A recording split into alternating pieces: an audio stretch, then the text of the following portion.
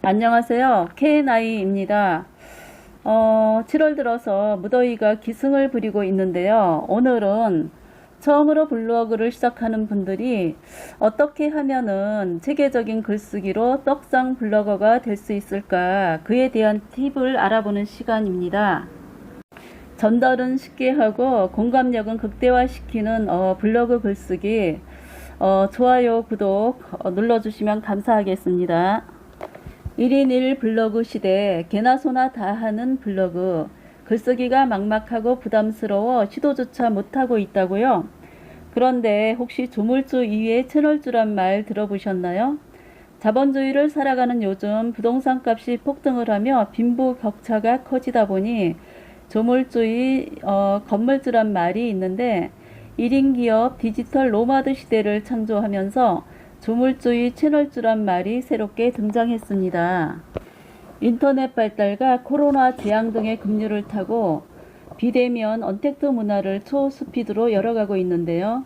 블로그는 페이스북이나 인스타그램, 카페 등 각종 SNS와 연계되어 베이스 캠프로서의 역할을 톡톡히 하고 있습니다. 이렇게 온라인상의 멋진 건축물처럼 잘 구축한 콘텐츠 하나가 효자 노릇을 할 수 있다는 것인데요. 어렵고 불확실한 시대에 블로그 운영은 미래를 위한 보장성 보험이라고 할 수가 있습니다. 따라서 블로그는 선택이 아닌 필수라고 할 수 있겠는데요. 상대방 마음을 사로잡는 설득력 있는 글쓰기의 필요성 또한 그 어느 때보다 필요한 시기라고 할 수 있습니다. 그런데 금쪽 같은 시간과 에너지를 빼앗기며 공들여 쓴 글이 그 누구의 관심도 받지 못한다면 외롭고 쓸쓸하고 극심한 좌절감에 이제 시달리게 될 텐데요.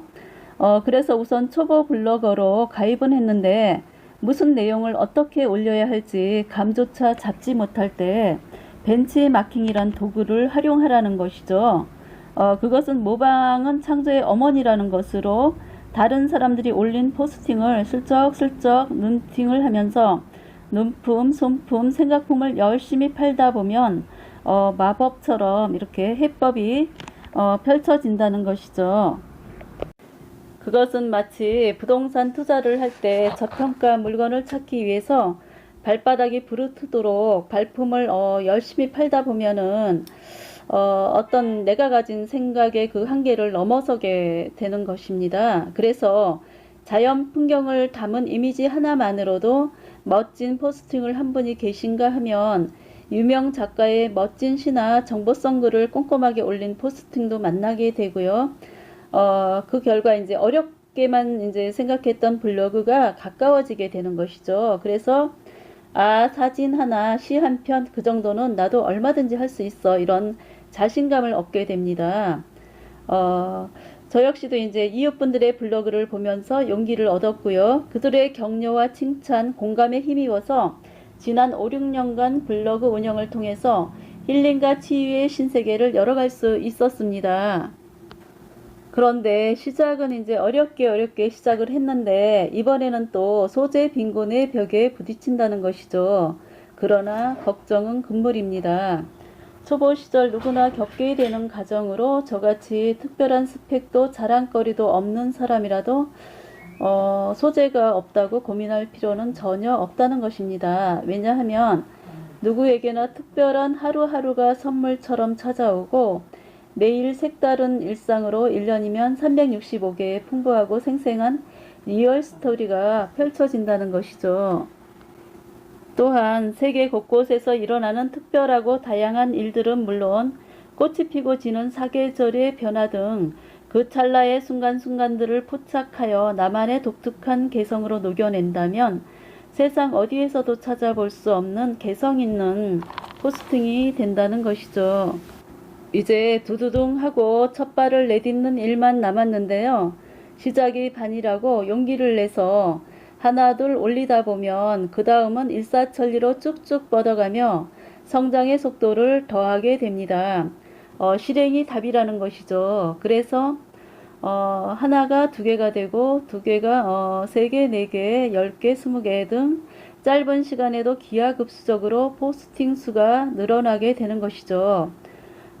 또한 이제 쓰면 쓸수록 늘어나는 글쓰기 실력에 자신도 모르게 흡족함을 느끼게 되고 흥분하게 되는데요. 시간이 갈수록 그 분야에 이제 통달하게 되고요. 그 결과 블로그 전문가가 되는 것도 시간 문제라는 것이죠. 실제로 많은 분들이 처음에는 취미나 심심풀이 삼아서 일상이나 관심사를 올리다가 갑자기 블로그가 떡상하는 바람에 경제적 자유를 이루기도 하는데요. 그럴 경우 이제 몸값 또한 올라가고 각종 체험이나 리뷰 제안이 들어오면서 비즈니스와도 이제 연결이 됩니다. 그래서 어떤 분은 월 1,000만 원 이상의 적지 않은 수입을 척척 벌어들이고 있고요. 또한 이제 베스트셀러 작가의 길을 열어가기도 합니다. 이처럼 한번 배워놓으면 평생 써먹을 수 있는 블로그 글쓰기 꿀팁. 지금부터 성능 좋은 내비게이션 그 로드맵을 따라가 보겠습니다. 그러나 아무런 준비나 각본 없이 글을 쓰라고 하면 이름난 천재 작가라도 머리부터 지끈지끈 아파올 텐데요. 오죽하면 유명한 대문호 톨스토이마저도 그가 처음에 쓴 추고는 쓰레기였다라고 할 정도로 엉망이었다고 합니다. 그러니 글쓰기와 높은 담을 쌓아온 평범한 우리들은 말할 것도 없겠죠.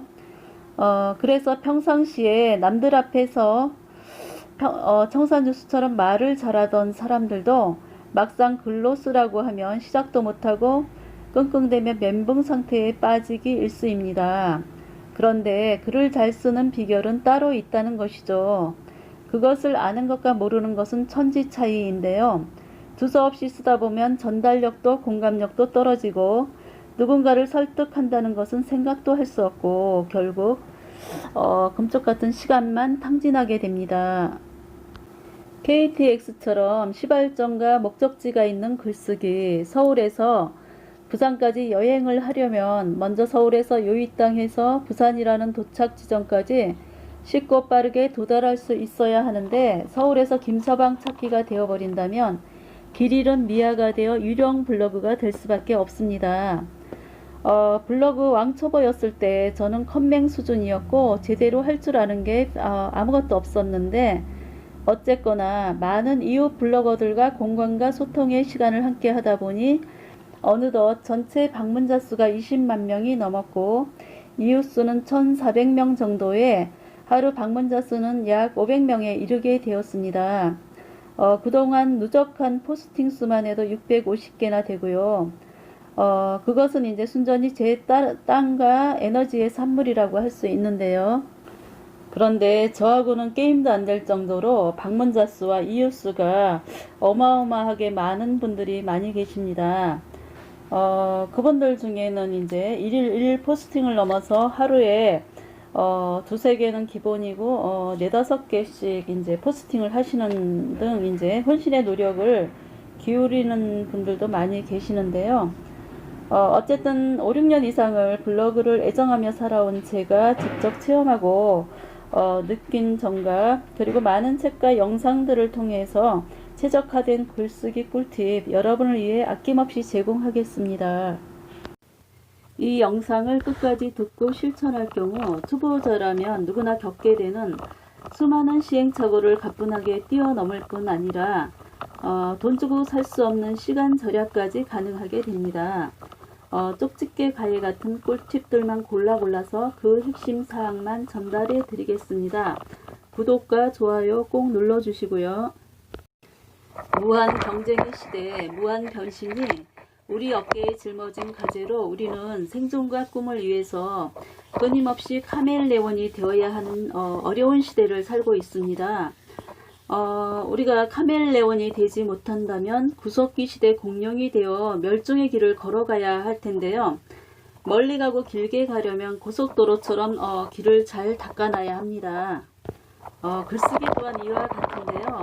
글쓰기는 알고 보면 더하기, 빼기, 곱하기, 나누기란 수학 공식처럼 일정한 틀 안에 가두어서 적용하기만 하면 되는 아주 쉽고 간단한 법칙이라고 할 수가 있습니다. 그런데 똑같이 출발하고 똑같은 시간, 똑같은 에너지를 쏟아붓는데 누구는 1등을 하고 누구는 꼴찌를 한다면 뒤처지는 사람 입장에서는 그것처럼 짜증난 일이 없을 텐데요. 그렇게 되면 이제 더 이상 하고 싶은 욕망조차 연기처럼 사라지게 될 것입니다. 그래서 제가 그런 일이 없도록 그 문제점에 대한 해답을 콕콕 찍어서 전해드리겠습니다. 우선 블로그 컨셉을 정할 때는 내가 정말로 좋아하고 흥미를 느낄 수 있는 것을 선택하는 것이 매우 중요합니다. 그리고 그것이 경제적인 활동과도 이어진다면 금상첨화라고 할 수가 있겠습니다. 그렇지 않을 경우 이제 꾸준히 지속하기가 어려워 롱런 하기가 힘들어지는데요. 열심히만 하는 사람은 게임처럼 놀이처럼 즐기는 사람을 따라가지 못하는 것과 같은 이치입니다. 그래서 자신이 애정을 쏟을 수 있고 집중과 몰입으로 혼신의 힘을 쏟을 수 있는 주제라야 비로소 열정과 진정성이 묻어날 수 있으며 공감력 또한 극대화가 된다는 사실입니다. 비즈니스 마케팅용으로 블로그를 운영한다면 체계적인 운영과 스토리텔링을 통해서 고객을 유인하고 설득해야 할 것입니다. 그런데 그것이 어쨌다고 왜 내가 그 물건을 사야 하는데 라고 질문할 경우 하필이면 꼭 그 물건을 사야만 하는 이유와 근거를 제시하며 구매로까지 이어지게 하며 사지 못해 안달하는 지경까지 몰아붙이며 긴 줄을 세워야 한다는 것입니다. 이렇게 비즈니스는 물론 부의 초월 차선과도 연결되는 글쓰기의 이력을 생각할 때 기획과 전략은 이제 필수적인 요소라고 할 수 있습니다.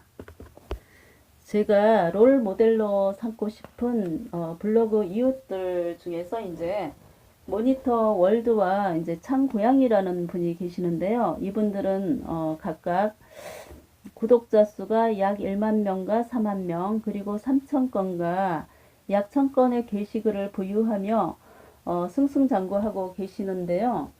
모니터 월드라고 하는 분은 모니터 고장 수리를 이제 컨셉으로 잡고 있어서 고장이 이제 접수되는 과정과 이제 고장을 확인하는 방법, 그리고 고장 수리하는 그 방법을 사진과 텍스트를 이제 잘 혼합해서 이제 올리시고 상세하게 이제 그 과정을 글로 이제 올리시는데요. 그리고 이제 창고양이라는 분은 고양이에 관한 주제로 이제 컨셉을 잡고 있고요. 그리고 블로그 관리도 이제 운영을 하고 계십니다. 그래서 이분들은 체계적인 기획과 전략으로 비즈니스와도 이제 연계되어서 성공적인 마케팅을 하고 계십니다. 저의 이제 롤 모델인 그 두 분을 이제 바라보면서 저는 이제 블로그 운영만 잘해도 짭짤한 수익 구조를 만들 수 있겠구나 하는 신선한 충격을 받게 되었습니다. 그러면서 이제 블로그 팁 하나를 깨닫게 되었는데요. 그것은 네이버는 일관성 있는 글이나 정보성 글을 꾸준히 올리는 사람들에게 많은 점수를 준다는 것입니다. 그분들은 이제 명확한 컨셉이 정해져 있어서 그분들을 생각하면 모니터 고장 수리 또는 반려동물 고양이가 이제 머릿속에 금방 떠오르고 이제 각인되는 것이죠. 저는 이렇게 책이나 영상 또는 이웃분들의 포스팅을 통해서 이제 꿀팁을 얻게 되었고요. 그것은 제 블로그 성장에도 매우 큰 도움이 되고 있습니다. 또한 이제 이분들의 공통적인 특징을 살펴보자면 그분들은 이제 그렇게 바쁜 와중에도 다른 블로그들을 이제 일일이 찾아가서 정성을 다해서 공감과 댓글을 올려주며 품앗이도 열심히 한다는 것입니다. 이렇게 이웃들에게 자극받은 저는 제 블로그를 들여다보니 또 하나의 이제 문제점을 깨닫게 됩니다. 절제의 미덕은 카테고리 설정과도 연관이 되는데요. 욕심이 많은 저는 이제 이것저것 너무 많은 이제 카테고리를 설정함으로써 오히려 이제 마이너스 요인이 되었던 것이죠. 그래서 책 리뷰와 비즈니스 마케팅, 일상, 치유의 글쓰기, 건강과 다이어트, 경제적 자유, 유머 등등 너무 많은 이제 카테고리 설정으로 인해서 오만 잡다한 음식이 모두 이제 가능한 길거리 분식집 메뉴가 되어 있었습니다.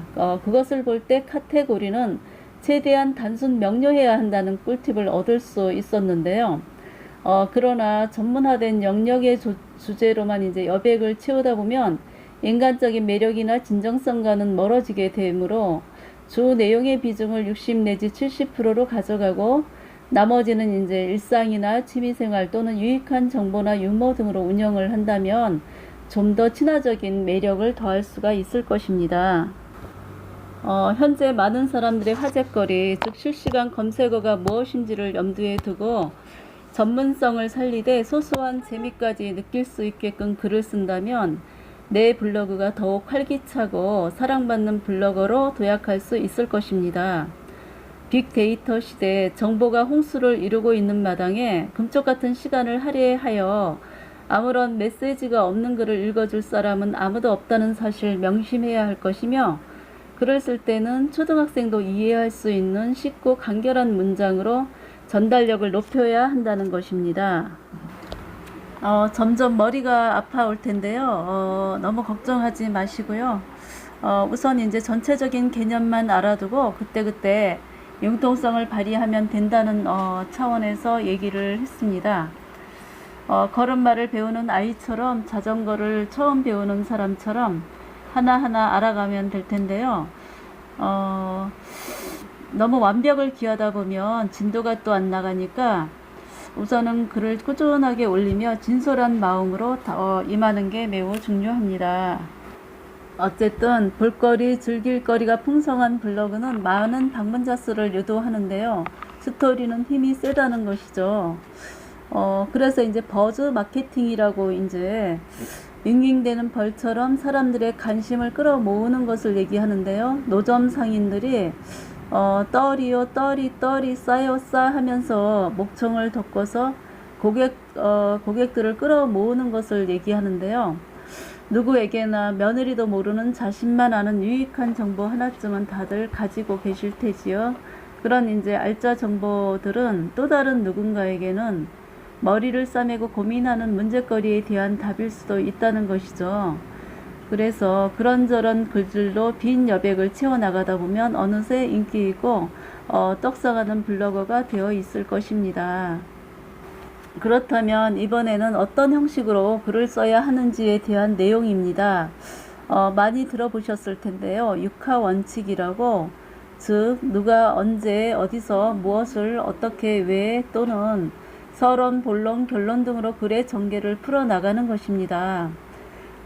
그것이 이제 골치 아프다고 하신다면 아주 간단하고 또 쉬운 방법이 있는데요. 그 방법은 이미 어느 유명한 분이 유튜브 영상을 통해서 올리신 내용인데요.